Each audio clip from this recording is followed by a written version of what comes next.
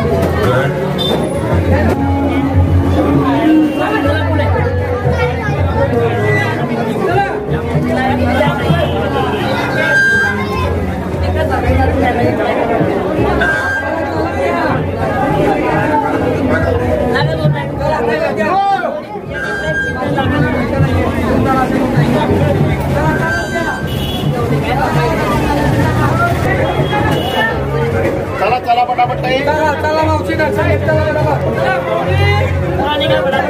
माझ्या चला मावशी घ्या चला